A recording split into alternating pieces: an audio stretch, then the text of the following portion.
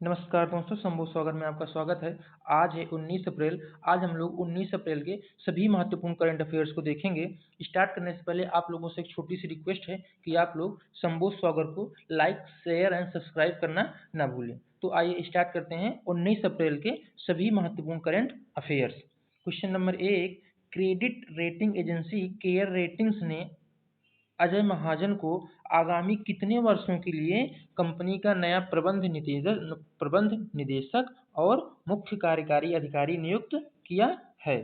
तो ऑप्शन है ए 7 साल के लिए, ऑप्शन बी 5 साल के लिए, ऑप्शन सी 3 साल के लिए और ऑप्शन डी 4 साल के लिए। इस क्वेश्चन का राइट आंसर हो जाएगा ऑप्शन बी यानी 5 साल के लिए। Credit rating agency care ratings ने अजय महाजन को जो है प्रबंध निदेशक और मुख्य कार्यकारी अधिकारी के रूप में 5 वर्ष के लिए नियुक्त किया है।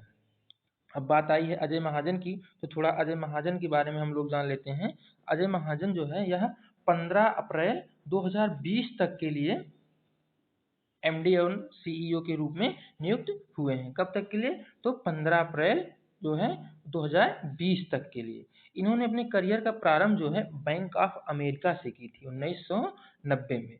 अजय महाजन ने अपने करियर का प्रारंभ बैंक ऑफ अमेरिका से प्रारंभ की थी 1990 में यानी 1990 में। अब बात आई है केयर रेटिंग्स की, तो केयर रेटिंग्स के बारे में भी हम लोग थोड़ा जान लेते हैं। केयर रेटिंग्स की बात करें तो credit analysis and research limited, care rating credit analysis and research limited, जिसकी स्थापना 1993 में हुई थी और इसका मुख्यालय मुंबई में है। केयर रेटिंग्स यानी credit analysis and research limited, जिसकी स्थापना जो है 1993 में हुई थी और इसका मुख्यालय मुंबई में है। अच्छा, अब रेटिंग एजेंसियों की बात आई है तो ये भी जान लेते हैं एक फैक्ट और जो है कि कंपनियों के लिए क्रेडिट एजेंसी भारत में मुख्यतः कितनी है? तो कंपनियों के लिए क्रेडिट रेटिंग एजेंसी भारत में मुख्यतः 3 ही हैं। उसको भी हम लोग जान लेते हैं।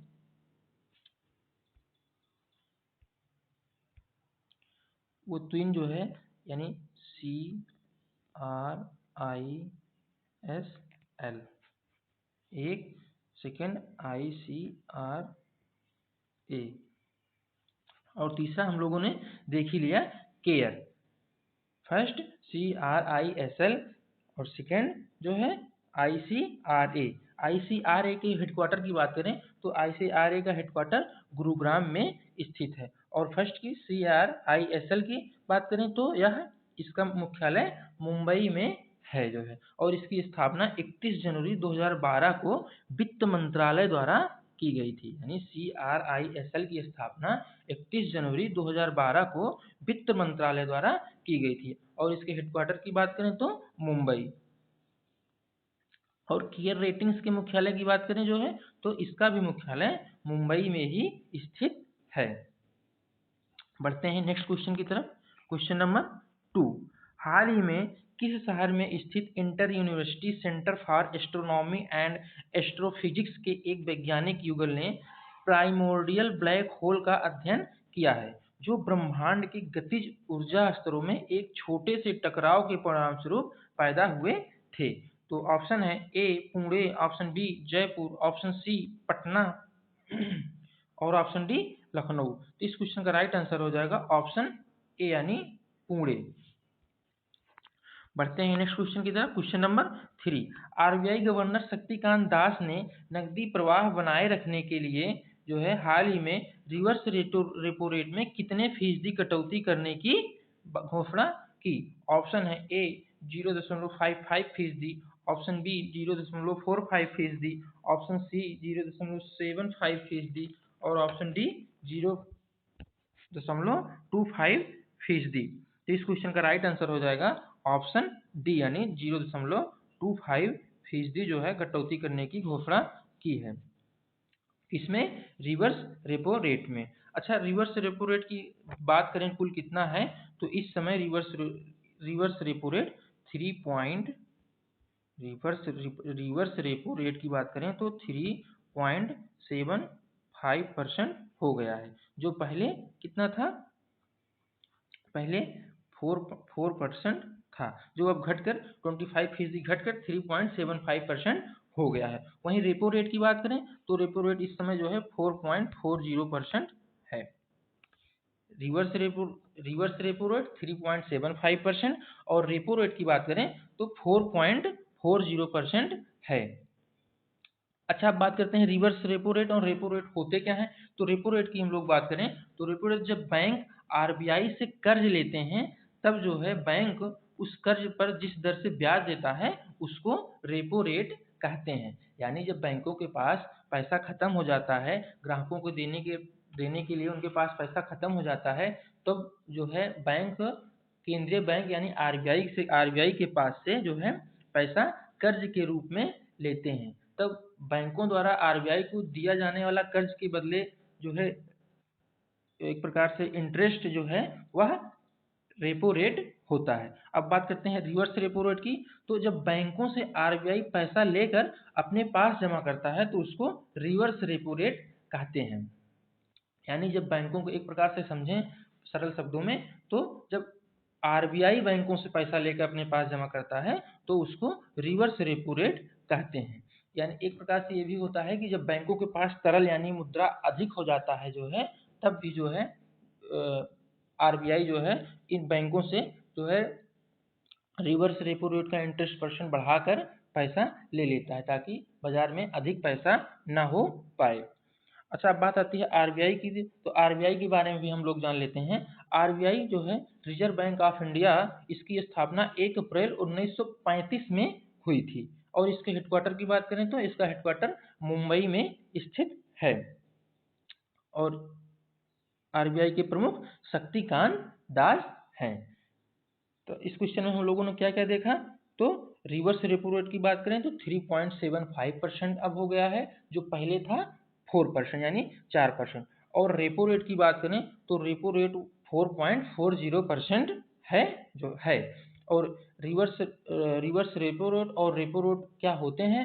तो हम लोगों ने देखा कि रेपो रेट जो है जब बैंक आरबीआई से कर्ज लेते हैं तथा बैंक उस कर्ज पर जिस दर से ब्याज चुकाता है उसको जो है रेपो रेट कहते हैं। यानी जब बैंक आरबीआई से कर्ज लेते हैं तो बैंक उस कर्ज पर जिस दर से ब्याज चुकाता है उसको रेपो रेट कहते हैं। एवं रिवर्स रेपो रेट की बात करें तो जब बैंकों से आरबीआई पैसा लेकर अपने पास जमा करता है तो उसको रिवर्स रेपो रेट कहते हैं। बढ़ते हैं नेक्स्ट क्वेश्चन की तरफ। क्वेश्चन नंबर 4, कोरोना वायरस के साए में हाल ही में किस देश में हुए संसदीय चुनाव में राष्ट्रपति मून जे इन ने जीत हासिल कर ली है। ऑप्शन है ए रूस, ऑप्शन बी दक्षिण कोरिया, ऑप्शन सी जापान और ऑप्शन डी ईरान। तो इस क्वेश्चन का राइट आंसर हो जाएगा ऑप्शन बी यानी दक्षिण कोरिया।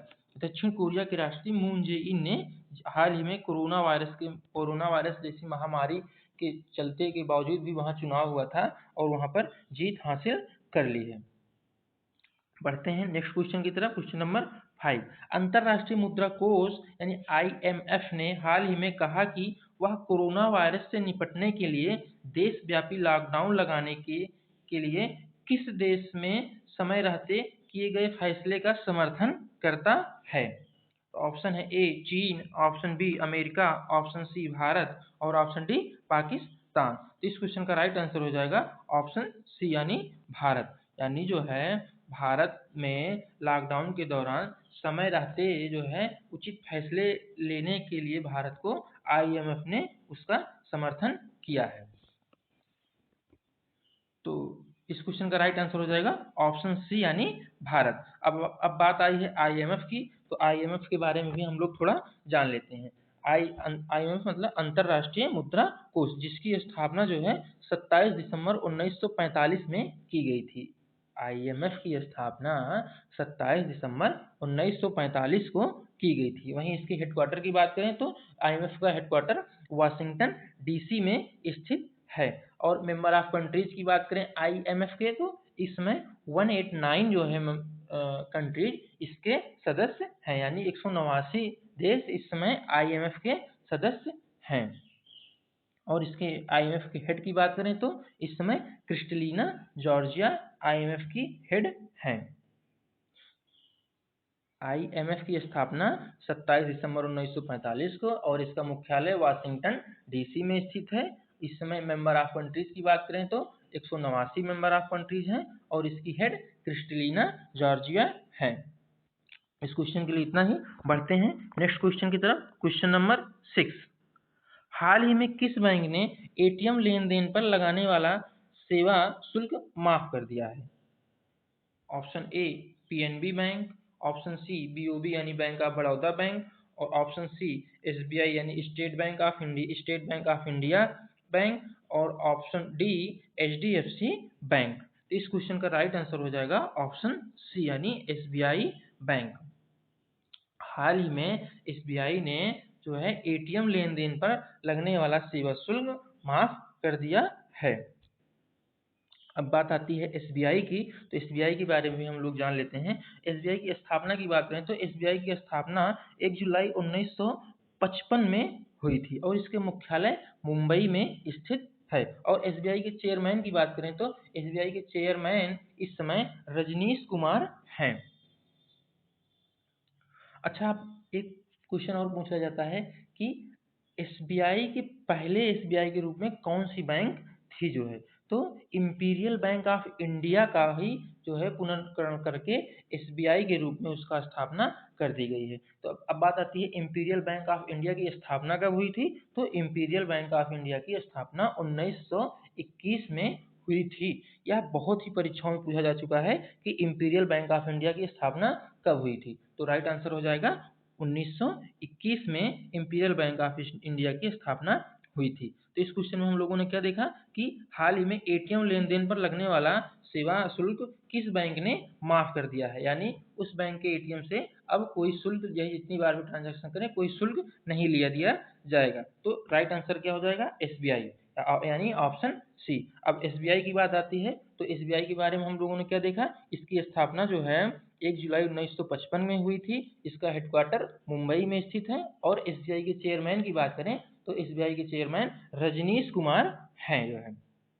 अच्छा, अब इंपीरियल बैंक ऑफ इंडिया की स्थापना कब हुई थी? तो 1921 में इंपीरियल बैंक ऑफ इंडिया की स्थापना हुई थी। तो इस क्वेश्चन के लिए इतना ही। बढ़ते हैं नेक्स्ट क्वेश्चन की तरफ। क्वेश्चन नंबर 7, हाल ही में स्वास्थ्य मंत्री ने कोविड-19 पर मंत्री समूह की कौन सी बैठक की अध्यक्षता की है? तो ऑप्शन है ए 11वीं बैठक, ऑप्शन बी 12वीं बैठक, और ऑप्शन सी 13वीं बैठक, और ऑप्शन डी 14वीं बैठक। इस क्वेश्चन का राइट आंसर हो जाएगा ऑप्शन बी यानी 12वीं बैठक जो है। स्वास्थ्य मंत्रियों ने कोविड-19 पर मंत्री समूह की कौन सी बैठक की अध्यक्षता की? तो जो है राइट आंसर 12वीं बैठक की जो है। क्वेश्चन पेपर में इस तरह पूछ लिया जाएगा कि कुल जो है कोविड-19 पर मंत्री समूह की कुल बैठकें कितनी हुई जो है। तो हम लोग लगातार देखते रहते हैं तो दिमाग में माइंड सेट बैठा रहेगा कि कुल कितनी बैठकें हुई। तो अभी हाल ही में कौन सी बैठक हुई? तो 12वीं बैठक हुई। बढ़ते हैं नेक्स्ट क्वेश्चन की तरफ। क्वेश्चन नंबर 8, हाल ही में किसे WWF इंडिया का एम्बेसडर नियुक्त किया गया है? तो ऑप्शन है ए महेंद्र सिंह धोनी, ऑप्शन बी दलदीप सिंह राणा, और ऑप्शन सी विश्वनाथन आनंद, और ऑप्शन डी सलमान खान। तो इस क्वेश्चन का राइट आंसर हो जाएगा विश्वनाथन आनंद। हाल ही में WWF इंडिया का ब्रांड एम्बेसडर के रूप में विश्वनाथन आनंद को चुना गया है। बढ़ते हैं नेक्स्ट क्वेश्चन की तरफ। क्वेश्चन नंबर 9, हाल ही में केंद्र सरकार द्वारा भारत में कोविड-19 मामलों में कितने प्रतिशत की दर की कमी हुई है? तो ऑप्शन है ए 20%, ऑप्शन बी 30%, ऑप्शन सी 40% और ऑप्शन डी 50%। तो इस क्वेश्चन का राइट आंसर हो जाएगा ऑप्शन सी यानी 40%। तो इस क्वेश्चन में हम लोगों ने क्या देखा कि केंद्र सरकार द्वारा भारत में कोविड-19 के मामलों में कितने प्रतिशत की दर की कमी हुई है, यानी केंद्र सरकार के अनुसार कोविड-19 के मामलों में कितने प्रतिशत की दर की कमी हुई है। तो राइट आंसर हो जाएगा ऑप्शन सी यानी 40% की कमी हुई है। बढ़ते हैं नेक्स्ट क्वेश्चन की तरफ। क्वेश्चन नंबर 10, हाल ही में किस देश में यूनेस्को की विश्व धरोहर समिति की 44वें सत्र का आयोजन किया जाएगा? यानी क्वेश्चन नंबर 10, हाल ही में किस देश में यूनेस्को की विश्व धरोहर समिति की 44वां सत्र का आयोजन किया जाएगा। तो ऑप्शन है ए अमेरिका, ऑप्शन बी चीन, ऑप्शन सी भारत और ऑप्शन डी जापान। तो इस क्वेश्चन का राइट आंसर हो जाएगा ऑप्शन बी यानी चीन में। चीन में जो है विश्व धरोहर समिति, यूनेस्को की विश्व धरोहर समिति की 44वां सत्र का आयोजन किया जाएगा। कहाँ किया जाएगा? चीन में। यूनेस्को की विश्व धरोहर समिति की 44वां सत्र। पढ़ते हैं नेक्स्ट क्वेश्चन की तरफ। क्वेश्चन नंबर 11, हाल ही में बीसीसीआई ने कोविड-19 के चलते आईपीएल 2020 कब तक के लिए स्थगित कर दिया है? तो ऑप्शन है ए मई 2020 तक के लिए, ऑप्शन बी जुलाई 2020 तक के लिए, ऑप्शन सी सितंबर 2020 के लिए और ऑप्शन डी अनिश्चित काल के लिए। इस क्वेश्चन का राइट आंसर हो जाएगा ऑप्शन डी यानी अनिश्चित काल के लिए बीसीसीआई ने जो है आईपीएल 2020 को स्थगित कर दिया है।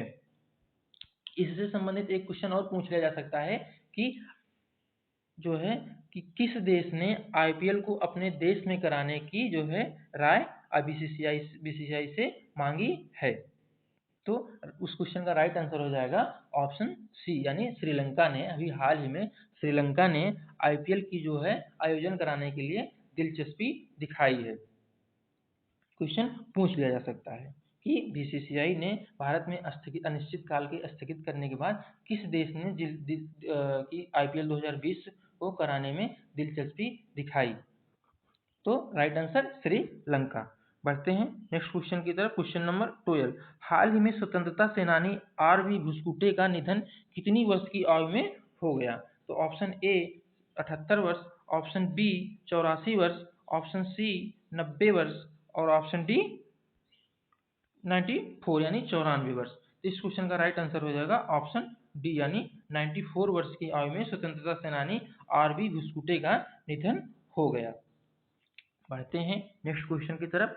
क्वेश्चन नंबर 13, उस भारतीय अमेरिकी का नाम बताइए जिसे व्हाइट हाउस कोविड-19 सलाहकार परिषद में नियुक्त किया गया है। तो ऑप्शन है ए बालकिसुन, ऑप्शन बी गुलजार चीमा, ऑप्शन सी रो खन्ना और ऑप्शन डी जो है भारत अग्निहोत्री। इस क्वेश्चन का राइट आंसर हो जाएगा ऑप्शन सी यानी रो खन्ना को जो है भारतीय अमेरिकी का जो है उस भारतीय अमेरिकी का नाम बताइए जिसने व्हाइट हाउस कोविड-19 सलाहकार परिषद में नियुक्त किया गया है। तो राइट आंसर हो जाएगा रो खन्ना यानी ऑप्शन सी। बढ़ते हैं नेक्स्ट क्वेश्चन की तरफ। क्वेश्चन नंबर 14, बीजिंग स्थित AIIB किस देश की स्वास्थ्य सेवा प्रणाली को मजबूत करने के लिए $500 मिलियन की परियोजना के वित्त पोषण के प्रस्ताव पर विचार कर रहा है? तो ऑप्शन है A Bangladesh, option B Sri Lanka, option C Pakistan और ऑप्शन डी भारत। इस क्वेश्चन का राइट आंसर हो जाएगा ऑप्शन डी यानी भारत।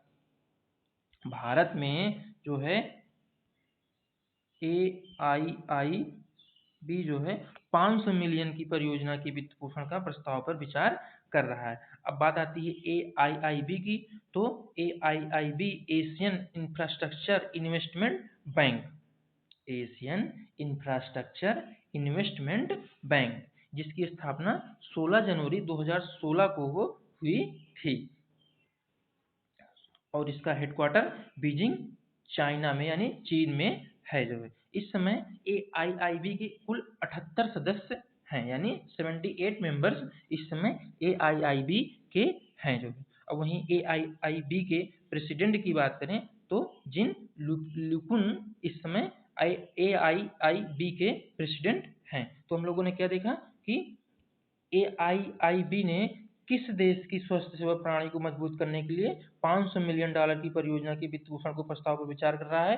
तो राइट आंसर हो जाएगा ऑप्शन डी यानी भारत। वहीं अब बात आती है AIIB की। तो AIIB Asian infrastructure investment bank, जिसकी स्थापना 16 जनवरी 2016 को हुई थी। स्थापना 16 जनवरी 2016 को की गई थी और इसके हेडक्वार्टर की बात करें तो बीजिंग चाइना में इसके हेडक्वार्टर स्थित हैं। वहीं मेंबर ऑफ कंट्रीज की बात करें तो 78 मेंबर्स इस समय AIIB के हैं।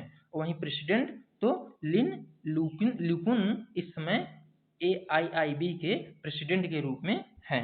बढ़ते हैं नेक्स्ट क्वेश्चन की तरफ, क्वेश्चन नंबर 15 यानी 15। सॉरी। हाल ही में भारत और जिस देश के विज्ञान एवं प्रौद्योगिकी फोरम कोविड-19 से निपटने हेतु आभासी नेटवर्क पर कार्य करने का प्रस्ताव दिया है? तो option A Japan, option B रूस, ऑप्शन सी अमेरिका और ऑप्शन डी सऊदी अरब। इस क्वेश्चन का राइट आंसर हो जाएगा ऑप्शन सी यानी अमेरिका। हाल ही में भारत और जिस देश के विज्ञान एवं प्रौद्योगिकी फोरम ने कोविड-19 से निपटने हेतु आभासी नेटवर्क पर कार्य करने का प्रस्ताव दिया है? तो भारत और अमेरिका ने कोविड-19 से निपटने हेतु आभासी नेटवर्क पर कार्य करने का प्रस्ताव दिया है। तो आज के लिए दोस्तों इतना ही। इसके बाद नेक्स्ट करंट अफेयर की वीडियो लेकर हम लोग उपस्थित रहेंगे। तब तक आप अच्छे से पढ़िए, अच्छे से याद रखिए। एक दो बार इसको देखेंगे तो एकदम पूरा यकीन है कि आपके माइंड में सेट हो जाएगा, ये जल्दी फिर भूलेगा नहीं। तो अच्छे से पढ़िए, अच्छे से याद रखिए। एक छोटी सी रिक्वेस्ट है आप लोगों से कि शंभू सागर को लाइक, शेयर एवं सब्सक्राइब करना ना भूलें। धन्यवाद।